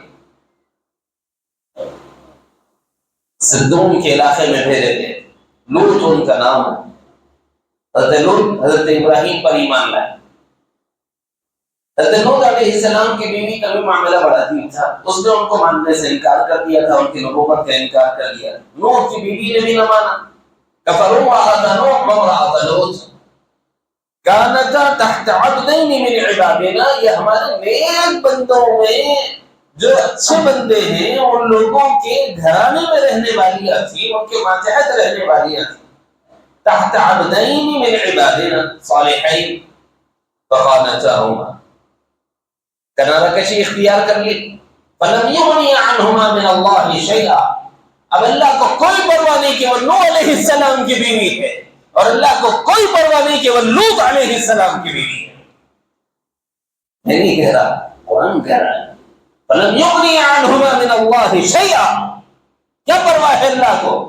اگر گھرانے نبوت سے نکاح کی نسبت ہے تو کیا ہوا؟ تیرے پاس ایمان نہیں، تیرے پاس عمل صالح نہیں، گھرانے نبوت سے نسبت تیرے لیے کوئی کام آنے والی نہیں۔ ایسا وہ تو بیویوں کا مسئلہ ہے، وہ تو باہر کے گھر کے باہر کے لوگ اندر ایسے رہتے ہیں نکاح سے، خون، بلڈ ریلیشن، خونی تعلق، اس کو بتاؤ۔ حضرت نوح علیہ السلام کی پوری قوم کو جو تباہ کرنے کا اللہ تعالیٰ نے ارادہ فرمایا تو کشتی بنانے کا حکم دیا اور فرمایا کہ جتنے ایمان والے ہیں انہیں اپنے ساتھ سوار کر لو، یہ تمہارے گھر والے ہیں۔ حضرت نوح علیہ السلام نے جتنے ایمان والے تھے انہیں سوار کر لیا۔ پھر اللہ نے حکم دیا کہ ہر جانور کا ایک جوڑا لے لو، لے لیا۔ جب سب سوار ہو گئے تب پکارنے لگے اپنے بیٹے سے، بیٹا آ جا، کیونکہ آج کوئی نہیں بچائے گا، آج کشتی میں جو سوار ہیں وہی بچیں گے اور کوئی نہیں بچے گا۔ حضرت نوح علیہ السلام کی اس فریاد پر بیٹے نے کہا تھا کہ میں جو بھی پہاڑ پر چڑھ جاؤں گا اور کچھ میرا بگاڑ نہیں سکے گا، یہ پانی کا زمین سے ابلنا اور یہ پانی کا آسمانوں سے برسنا جو بھی پہاڑ کو تھوڑے ڈوبائے گا۔ حضرت نوح نے کہا بیٹے آج اللہ کے عذاب سے کوئی نہیں بچا سکتا، اگر ایمان نہ لائے گا اور میرے ساتھ شامل نہ ہو جائے گا تجھے کوئی نہیں بچائے گا۔ لیکن اتنے ہی میں ایک تموج، ایک موج آئی اور حضرت نوح علیہ السلام کا بیٹا غرق ہونے لگا تو اس نے ہاتھ اوپر کیا، باپ کا ہاتھ آگے ہے، فریاد ہے، ایک طرف بچانے کے لیے فکر ہے۔ حضرت نوح بے ساختہ آسمان کی طرف دیکھ کے کہہ رہے فَنَادَى نُوحٌ رَبَّهُ فَقَالَ رَبِّ إِنَّ ابْنِي مِنْ أَهْلِي۔ نوح نے اللہ سے پکار کے کہا اے میرے رب یہ میرا بیٹا ہے، ان ابنی من اہلی، یہ تو میرے گھر والوں میں سے ہے، میرا خون ہے یہ۔ وَإِنَّ وَعْدَكَ الْحَقُّ، تیرا وعدہ تھا کہ تو میرے اہل کو بچا لے گا، بچا لے میرا بیٹا۔ اللہ نے فرمایا قَالَ يَا نُوحُ إِنَّهُ لَيْسَ مِنْ أَهْلِكَ، اے نوح وہ تمہارے اہل میں سے نہیں۔ جو ڈکشنری اٹھانا ہے اٹھا لے، کتنا ہی عاشقانہ تفسیر کرنے والا، تعبیرات کرنے والا ہے اٹھا لو، کوئی اور مطلب نکل ہی نہیں سکتا۔ لیس من اہلک، تیرے گھر والوں میں سے نہیں۔ کیوں نہیں؟ کیا میری بیوی کو پیدا نہیں ہوا؟ کہ میرا خون اس میں شامل نہیں؟ ہاں تمہاری سلب سے نکلا ہے، اس کے سینے سے نکلا ہے، لیکن اس کے باوجود وہ تمہارے گھر والوں میں سے اس لیے نہیں۔ انہو عمل غیر صالح ہے، اس لیے نہیں ہے کیونکہ اس کا عمل تمہارے گھرانے نبوت سے نسبت نہیں رکھتا۔ تو میں نے کیا کہا تھا؟ میں نے کہا تھا کہ بھائی سید ہے ٹھیک ہے، عمل ہوگا تو ساداتی سید گھرانے کی نسبت کام آئے گی، تقویٰ ہوگا سید گھرانے کی نسبت کام آئے گی، یہ عزت ہے، یہ احترام ہے کہ اللہ تعالیٰ نے سادات گھرانے میں آپ کو چنا ہے۔ لیکن یاد رکھو عمل سے غفلت نہیں چلے۔ یہی وجہ ہے کہ شروع سے آج تک سادات گھرانے کا بڑا احترام ہوتا ہے، ان کے بارے میں کہا جاتا ہے کہ دیکھو ان کو زکوٰۃ نہ دینا، اپنے ذاتی صرفہ ان پر لگاؤ کہ یہ نبی علیہ السلام کی آل ہے، پاکیزہ گھرانہ ہے، اس گھرانے کو صدقہ نہ دیا کرو۔ صدقہ تو عام لوگوں کے لیے، مال کا میل ہے، میل گھرانے نبوت کو نہیں دیا جاتا۔ اللہ تعالیٰ نے گھرانے نبوت کو پاک کیا ہے، کہا گیا۔ تو لوگوں نے دیکھ لیا کہ صاحب یہ بڑی اچھی چانس، اپنے کو اعلیٰ بتانے کے واسطے کام کریے۔ میں نہیں کہہ رہا ہوں، مولانا ابوالکلام آزاد رحمۃ اللہ علیہ نے لکھا ہے ہندوستان کی تاریخ میں، کیا فرمایا؟ بعض لوگ وہ تھے جو تھے تو سید نہیں، لیکن اپنے کو سید کہلانے لگے، ہجرت کر کے دوسری جگہ چلے گئے، وہاں کون جانتا؟ کوئی بھی نہیں۔ کیا نام بھائی ہوتا؟ میں سید ہوں فلاں، کیوں؟ تاکہ سید کی نسبت لگ جانے کی وجہ سے میری عزت کی جائے۔ تو نبی علیہ السلام نے فرمایا کہ جو اپنا نسب بدلتا ہے، غلط نسب بیان کرتا ہے، وہ گناہ کبیرہ کا مرتکب ہے۔ جب میں نے گناہ کبیرہ تفصیل سے سنائی ہے اس وقت میں یہ بات سنا دیا، نسب بدل دیا اس نے صرف تھوڑی سی عزت کی خاطر، تو پھر اب یہ سید کہلانے لگے، لوگ اکرام کرنے لگے۔ لوگوں نے دیکھا کہ صاحب کسی نہ کسی طرح نسبت لے لو تاکہ عزت مل جائے، حالانکہ یہ اسلام کا نظریہ تھا ہی نہیں افضل و مفضول کا، یہ اسلام کا نظریہ تھا ہی نہیں اعلیٰ اور ادنا کا۔ اسلام کا نظریہ تو مساوات کا تھا، اسی لیے کہا جاتا ہے جیسا کہ وہاں نے شروع میں شعر سنایا تھا، ایک ہی سب پہ کھڑے ہو گئے محمود و ایاز، نہ کوئی بندہ رہا نہ کوئی بندہ نواز، یہاں مصلی پہ کھڑے ہو جاؤ۔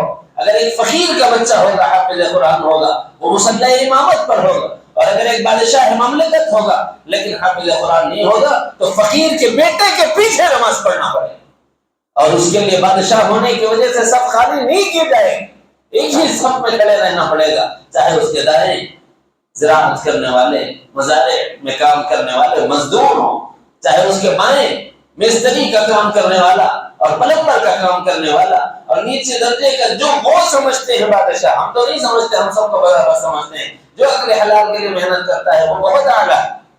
باقی یہ کہ نسبت کے اعتبار سے تھوڑا کام کرنے والے، یہ ہلکا کام کرنے والے، یہ نیچے کا کام کرنے والے، کم کمائی کمانے والے کام کرنے والے لوگ جو بڑے لوگ کا سمجھتے ہیں نا، بازو میں انہوں ٹھہرے ہوئے رہتے ہیں مگر آپ کے واسطے کشادہ نہیں ہوتی جگہ، وہی دیر بارش کے اندر ہی ٹھہرنا ہے نا۔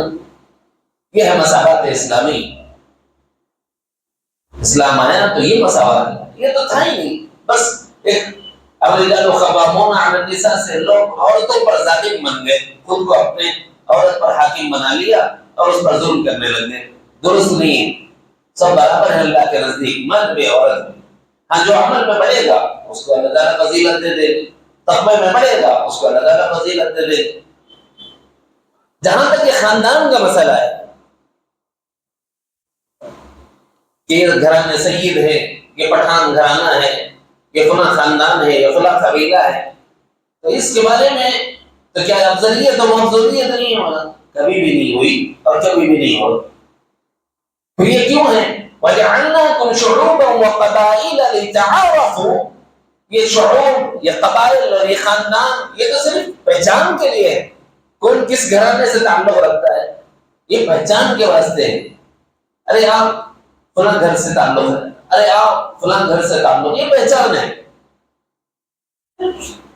اجنبی تو نہیں ہے، انجانے تو نہیں ہے، پرائے ملک کے تو نہیں ہیں، اسی ملک کے باشندے ہیں، یہیں کے خاندان کے ہیں، یہیں کے قبیلے کے ہیں، یہ ہے وَجَعَلْنَاكُمْ شُعُوبًا وَقَبَائِلَ، یہ خاندان اور یہ قبیلے لِتَعَارَفُوا، کیا تمہارا یہ گمان ہے کہ یہ خاندان کا ہو جانا افضل بناتا ہے، یہ وہ خاندان کا ہو جانا افضل بناتا ہے، جیسا کہ لوگوں نے کیا، نہ صرف یہ کہ مادیت میں لوگوں نے کیا بلکہ روحانیت میں بھی کیا ہے۔ حضرت مولانا ابوالکلام آزاد رحمۃ اللہ علیہ نے لکھا ہے کہ بعض لوگ وہ تھے جو حضرت سیدنا شیخ عبد القادر جیلانی رحمۃ اللہ علیہ کے دست مبارک پر بیعت کر لیتے تھے یا ان کے سلسلے میں بیعت ہو جاتے ہیں۔ اب دیکھو حضرت پیرانی پیر کا مقام یہ ہے کہ وہ نجیب الطرفین ہے، نجیب الطرفین کہتے ہیں جن کا باپ سے بھی سلسلہ جا کر، والد سے بھی سلسلہ جا کر حضور اکرم صلی اللہ علیہ وسلم سے جڑ جائے، اور جن کی ماں کی نسبت بھی اوپر جاتے جاتے حضور اکرم صلی اللہ علیہ وسلم سے مل جائے تو اس کو کہتے ہیں نجیب الطرفین، یعنی دونوں طرف سے یہ نجیب ہے،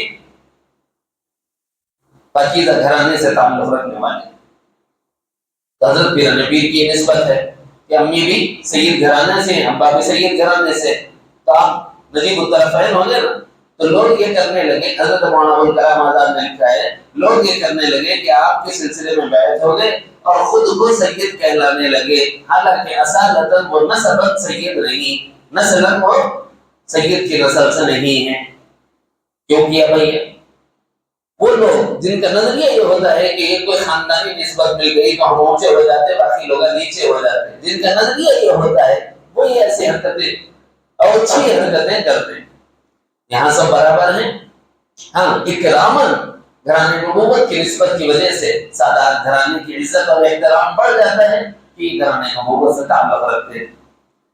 باقی یہ کہ ان میں بھی اگر کوئی عمل سے پیدا ہو تو اللہ تعالیٰ نے اپنی بے نیازی ظاہر فرمائی ہے، اور اگر تم گھرانے نبوت سے نسبت رکھتے ہو اور عمل سے خالی ہو تو اللہ کو کوئی پرواہ نہیں کہ تمہارا کس کے ساتھ کیا تعلق ہے، یہ اللہ تعالیٰ نے اپنی استغنا ظاہر فرمائی۔ اسی لیے پیارے آقا مدنی کریم صلی اللہ علیہ وسلم نے فرمایا یا ایھا الناس ان ربکم واحد، لوگوں بلا شبہ تمہارا جو پیدا کرنے والا ہے، تمہاری ضرورتوں کو پورا کرنے والا ہے وہ واحد ہے، یکتا ہے، اللہ ہے، اس کے سوا کوئی نہیں۔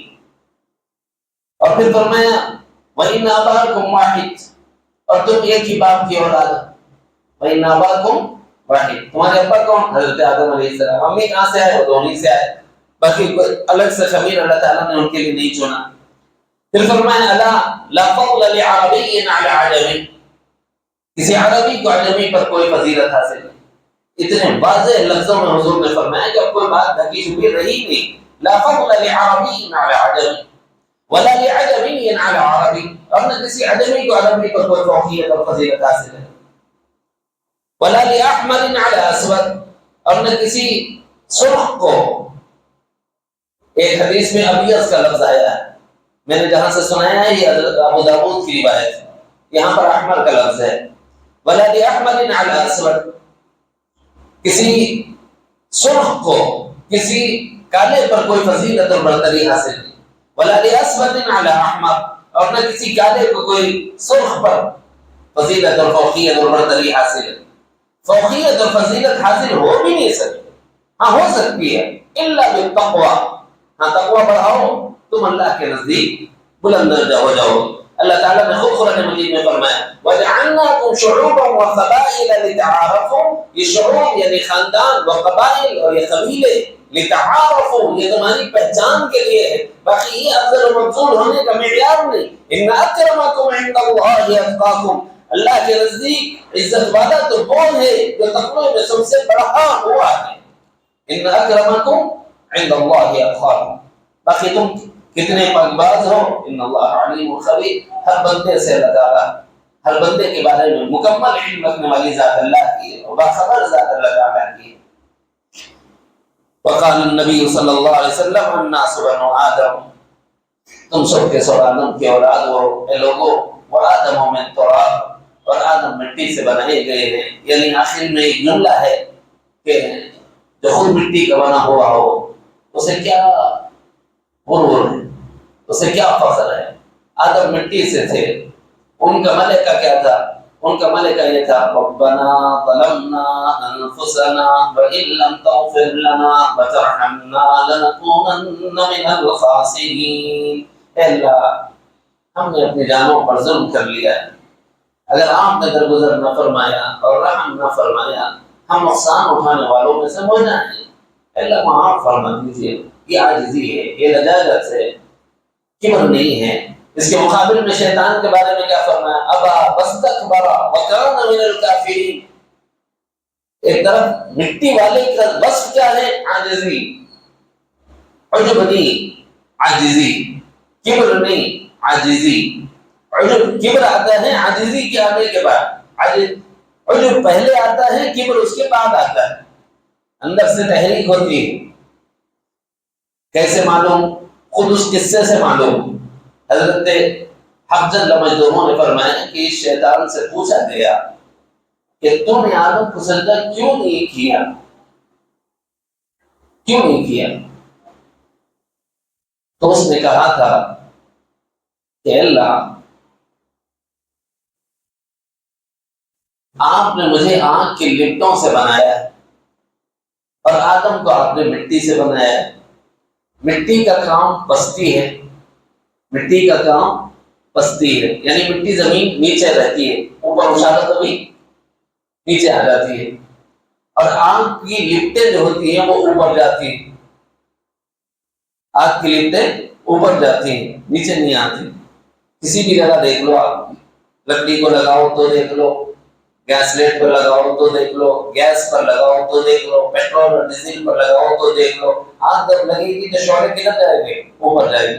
تو اس نے اس سے قیاس کیا وہ پستی والا ہے، میں اس سے اچھا ہوں، میں بلندی والا ہوں. اللہ نے فرمایا اصل میں اس کو سمجھ ہی نہیں آئی. ساری کائنات کو گھیرا ہوا عرش ہے اور عرش کے پیچھے پروردگار عالم کی ذات پلٹا ہو تو جو نیچے ہے نا انہیں سب سے اوپر رہتا ہو. پلٹا ہے تو نیچے والی چیز کہاں ہو جاتی ہے؟ سب سے اوپر ہو جاتی ہے. اس نے عاجزی کی، اپنے کو نیچے کیا. من تواضع للہ رفعہ اللہ، اللہ نے ان کو بلندی عطا فرما دی. ومن تکبر ورفعہ اللہ، اور جس نے تکبر اختیار کیا اللہ تعالیٰ نے اس کو ضائع کر دیا. یہ ایک مثال ہے سمجھنے کے لیے کہ بھائی عاجزی اختیار کرو. یہ اعلیٰ ادنا افضل مفضول یہ کچھ نہیں ہے. ہاں ایمان بڑھاتے جاؤ، اللہ کے نزدیک مقامات قرب ہے، اور اعمال بڑھاتے جاؤ، اللہ کا قرب ہے. تقوی اختیار کرتے جاؤ، اللہ کا قرب ہے، کبر سے بچو، اللہ کا قرب ہے، علم سے بچو، اللہ کا قرب ہے، اور اگر کبر ہوگا اللہ سے بعد ہے، علم ہوگا اللہ سے بعد ہے، عبادات میں کمی ہوگی اللہ سے بعد ہے، تقوی میں بعد ہوگا، تقوی میں کمی ہوگی اللہ سے بعد۔ یہ 5 باتیں میں نے اس وقت کی۔ نسبتیں اسی وقت کرامت ہیں جبکہ نسبتوں کی ہم لاج رکھیں ایمان کے ذریعے سے، اعمال صالحہ کے ذریعے سے اور تقوی کے ذریعے سے۔ اگر ہم نسبتوں کی لاج نہیں رکھتے اللہ تعالیٰ کے ساتھ بے نیاز ہے، اس لیے بھائی ڈرتے رہنے کی ضرورت ہے۔ اس وقت سب پہ رپورٹ چل رہا ہے، تو پہلے میں نے اپنا عقیدہ سمجھایا، مسلمان سب کیا ہیں؟ ایک جان کی اولاد ہیں، آدم و حوا کی۔ اب اس میں ایک لکھا ہوا ہے کاسٹ۔ کاسٹ کا مطلب یہ ہے کہ ہم کون سی برادری سے تعلق رکھتے، اعلیٰ کے ادنا۔ تو پہلے اپنا نظریہ ٹھیک کرو کہ ہم سب ایک ہی ہیں، اعلیٰ اور ادنا مسلمانوں کے پاس نہیں ہے۔ باقی یہ جو پیپر ورک ہے، یہ پیپر ورک میں صرف اس لیے دیا گیا ہے کہ ان کو وہی سوچ کے لوگ ہیں، وہی سمجھ کے لوگ ہیں، ان کو سمجھ میں نہیں آتا اس کے بغیر، ان کو سمجھانے کے واسطے لکھتے وقت آپ بی سی لکھ دیں، بی سی ای لکھ دیں، جو آپ شمار ہوتے ہیں، شیڈیول کاسٹ کہلاتے ہیں یا نچلے طبقے کے لوگ کہلاتے ہیں، ان کی نظر میں، ہماری نظر میں ہم کون ہیں؟ جو تقوی والا ہے وہ بلند ہے۔ ہماری نظر میں کون ہے؟ ہم ایک ماں باپ کی اولاد ہیں۔ ہم اس میں اپنے کو کمتر نہ سمجھیں، لوگ سمجھ رہے ہیں، ان کا نظریہ وہ جانے، وہ جواب دے لے اللہ کو۔ باقی وہ اس سے پہچانتے ہیں کہ کون ضرورت مند ہے اور کون ضرورت مند نہیں ہے۔ تو جو ضرورت مند ہے اگر یہاں لکھ دیتا ہے تو اس کو سکھی کی ضرورت نہیں، پریشان ہونے کی ضرورت نہیں۔ عقیدہ اور نظریہ تو رکھے کہ ہم سب ایک ماں باپ کے اولاد ہیں، اللہ کے نزدیک مکرم وہ ہے جو تقوی والا ہے۔ باقی یہ لوگوں کی پہچان کے لیے پیپر پر کرنے میں اگر لکھنا پڑ رہا ہے تو ہو سکتا ہے آپ ضرورت مند ہو، آپ میں سے کوئی ضرورت مند ہو تو اس کے بچوں کی تعلیم کا کچھ نظم ہو جایا ہو، ویسے تو ہوتا نہیں، ہمارا تجربہ تو یہ ہے۔ باقی ضابطے کی تکمیل ہے، دیکھو ہو گیا تو اچھا ہے، کسی ایک کا بھی ہو گیا تو ہم سمجھیں گے چلو بڑا ہوا اس کا، اس کے لیے دعا کریں گے۔ مگر اس وقت جو سروے چل رہا ہے اس کا ایک ہے بنیادی فائدہ۔ بنیادی فائدہ یہ ہے کہ بھائی آپ سروے کر رہے تو انڈینس میں میرے کو لکھے نہیں لکھے، انڈیا کی پاپولیشن میں ہمارا اندراج ہوا کہ نہیں ہوا؟ اگر ہمارا نام لکھے، ہمارا خاندان لکھے، ہمارا مکان لکھے، ہمارا قبیلہ لکھے، سب لکھ لیا نا بھائی۔ تم دیو تو بھی رکھو، دیو تو بھی تمہارے ڈاٹا میں ہم انڈین ہیں تو ہی لکھا نا ہم نے، باہر والوں کو بھی لکھ رہے تھے کیا بول کے پوچھ سکتے آپ۔ جہاں اور چیزیں آپ کی معاون بنے گی وہیں یہ چیز انشاءاللہ آپ کے لیے معاون بنے گی۔ اس وقت یہ چیز چل رہی ہے تو نظریے کے اعتبار سے مسلمانوں کا نظریہ کیا ہے؟ ایک بات تو یہ سمجھانی تھی، عجب اور کبر، اس کے بارے میں مجھے وضاحت کرنی تھی، ساتھ ساتھ جو سبق تصوف کا تھا وہ بھی بتا دیا، ایمان اور تقوی اور اعمال صالحہ اس میں مطلوب ہے، یہی چیز اللہ کے نزدیک مکرم بناتی ہے۔ عجب اور کبر سے بچنا اس میں تلفیق پائی جاتی ہے، یہی ہمارے لیے تصفیہ ہے۔ ہمارے بطون سے اگر یہ عیب پائے جاتے ہیں تو اس کو نکالنے کی فکر بھی کریں۔ اللہ تعالیٰ مجھے اور آپ کو علم نافع، فہم سلیم اور عمل صالح کی توفیق عطا فرمائے۔ ارادہ تو نہیں تھا کہ اتنا لمبا کھینچوں گا، لیکن ہوگی بات چونکہ مضمون چل رہا تھا، اللہ اس کو ہم سب کے لیے نافع بنا دے۔ فاطمہ بی بی صاحبہ کی صحت کے لیے دعا کی گزارش ہے۔ چاند بی بی ہیں، سید سلطان ہیں، احمدی فاطمہ شہناز، سعدیہ ہیں، عادل احمد ہیں، سعدیہ، یہاں تک جو لوگ ہیں یہ لوگ صحت کی دعا کی گزارش ہے۔ عادل احمد یہ مرحوم ہو گئے ہیں، ان کی مغفرت کی دعا کی گزارش ہے۔ علماء کرام کا خار میں آنا، اس کی کیا تعبیر؟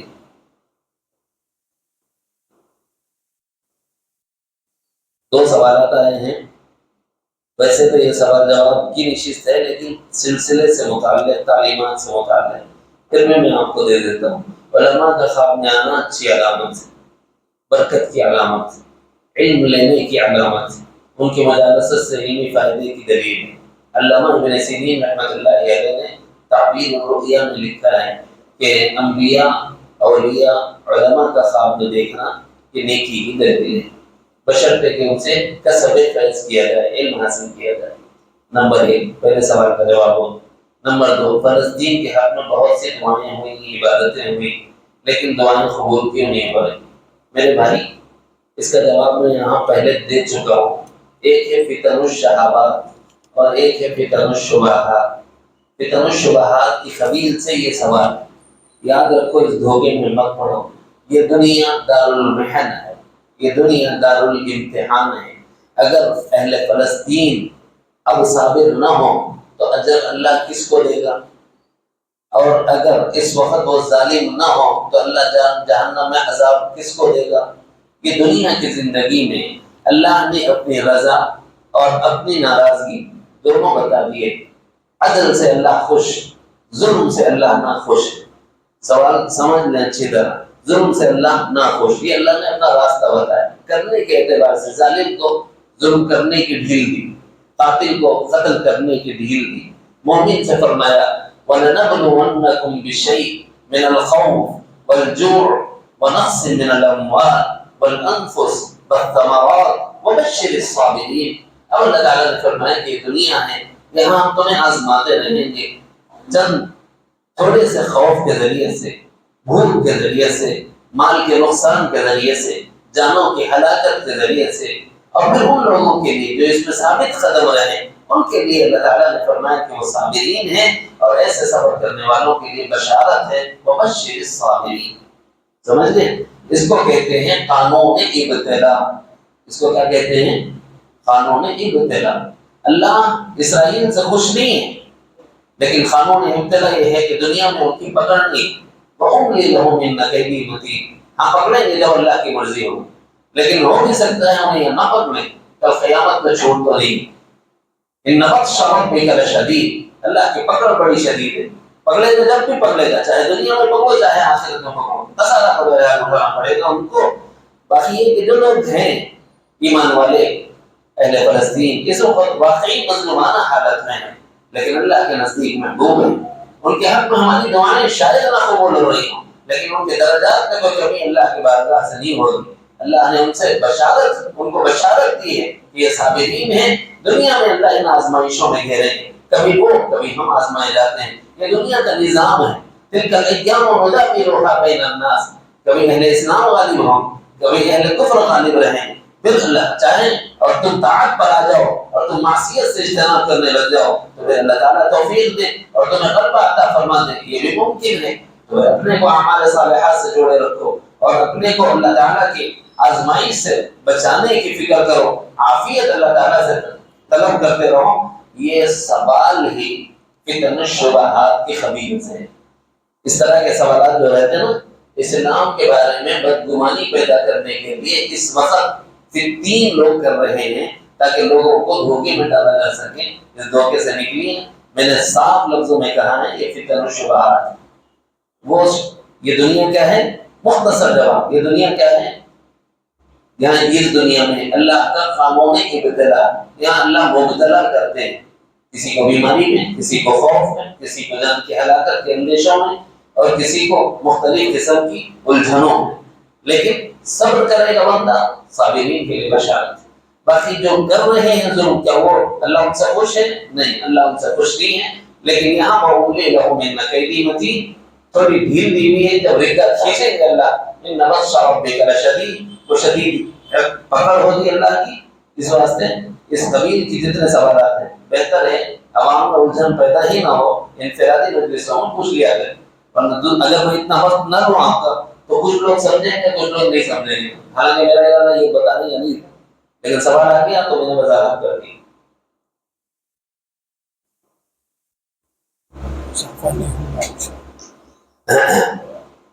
آج ذکر بھی نہیں کریں گے، آج مصافحہ بھی نہیں کریں گے، دعا کر لیں گے، وہ سر ہو جائیں گے، اس لیے کہ مجھے ایئرپورٹ پہنچنا ہے، جب وہاں تاخیر ہوگی تو لوگ اندر نہیں چھوڑیں گے۔